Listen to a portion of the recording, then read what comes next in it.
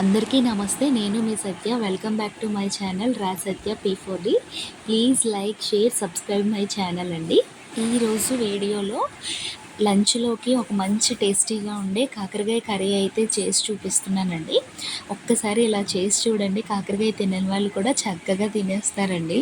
ఇంకా అసలు లేట్ కాకుండా ఎలా తయారు చేసుకోవాలో చూసేద్దాం రండి.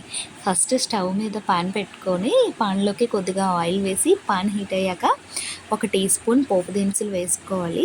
అందులో 2 పచ్చిమిరపకాయలు, 2 రెమ్మల కరివేపాకు వేసుకొని చిటపటలాడాక కాకరకాయ కర్రీ కుదరాలంటే ఇక్కడ ఒక చిన్న ట్రిక్ ఉందండి. అదేంటంటే నేను ఇక్కడ పావు కేజీ కాకరకాయలు అయితే తీసుకున్నానండి. సేమ్ అదే పావు ఉల్లిపాయలు తీసుకున్నాను, ఇంకొక పావు టమాటాలు కూడా తీసుకున్నాను. ఇలా 3 సమంగా తీసుకోవడం వల్ల కాకరకాయ కర్రీ అయితే చక్కగా కుదురుతుందండి. ఇప్పుడు చిన్న ముక్కలుగా కట్ చేసుకున్న ఉల్లిపాయ ముక్కలను అయితే వేసి బాగా వేయించుకోవాలండి. ఇక్కడ నేను ఆయిల్ ఎక్కువే వాడుతున్నానండి, నన్ను ఏం తిట్టుకోవద్దు. ఎందుకంటే కాకరకాయ చేదు కదండి, కొద్దిగా ఆయిల్లో వేగితే టేస్ట్ అనేది బాగుంటుందని. అందులోనూ నేను ఈ కర్రీకి వాటర్ అనేది యూజ్ చేయట్లేదండి. ఇలా దగ్గరగా టమాటా అది వేసి మనం మగ్గించుకుంటే కర్రీ చాలా బాగుంటుందండి. ఈ ఉల్లిపాయలు వేగడానికని కొద్దిగా సాల్ట్ అయితే వేసానండి. నేను ఇక్కడ పల్లి నూనె అయితే వాడుతున్నానండి. నేను ఇంట్లో రెగ్యులర్గా వాడేది పల్లి నూనె, నువ్వుల నూనె అండి. అది కూడా నేను ఇంట్లోనే తయారు చేసుకుంటాను.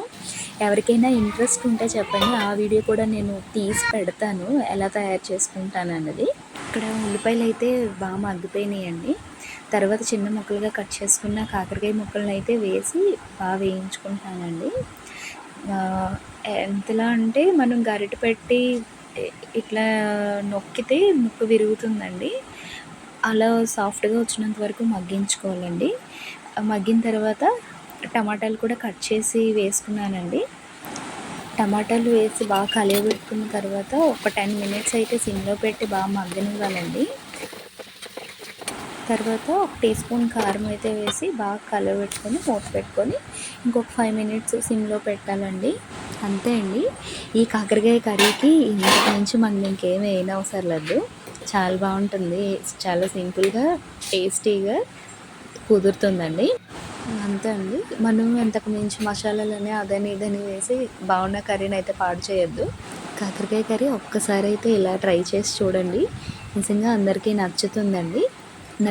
ఒకసారి చేసి నచ్చిందో లేదో కూడా కామెంట్ చేయండి.